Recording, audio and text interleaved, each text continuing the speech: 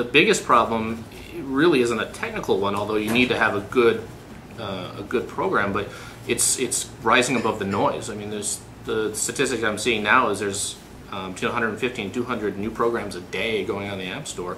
You know, how do you get noticed? You know, and if you've got a really novel idea, if you're the first one with a really cool idea, you know, it's a little easier. But if you're, you know, if you implement an idea that 500 people have done, even if you do it really well, it's hard to get people to know about your program. So you know, I think the big problem is marketing, and obviously the stress of dealing with the review process and some of the arbitrary aspects of the App Store that we've been seeing.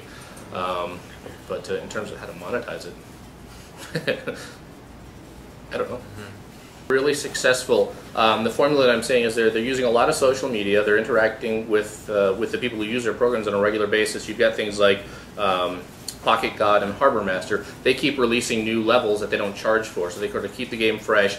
They do a lot of interacting through Twitter and on online forums, and you know, they're very involved with the user community, and you know, sort of make the people who use the program feel like they're part of, you know, the same team, that they're all involved with it. You know, they listen to feedback, and I think that's you know, some of the ones that I've seen that are sort of breaking into that top 50 and top 10, especially on the games. That's sort of the route. Is it's the guerrilla marketing. It's not buying the back page ads on magazines, and you know, it's the building a following on Twitter, building a following on your developer blog, releasing teasers to get people interested in the new stuff you're doing, and constantly updating your ads, even if they're little things, even if you're just adding a new frame or a new little level or something, just to keep the game fresh. Because one of the biggest problems we see with the iPhone, especially with games, but people buy the games and then, you know, they don't use them. You know, the average period of time that people use the programs about 2 weeks.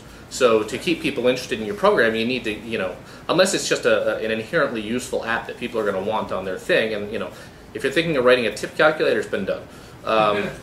You know, so you know, a lot of the sort of inherently useful ideas have been done. So if yours isn't something that somebody's going to be likely to keep on their phone forever, you know, keeping it updated and fresh and you know, constantly changing is one way to keep people involved.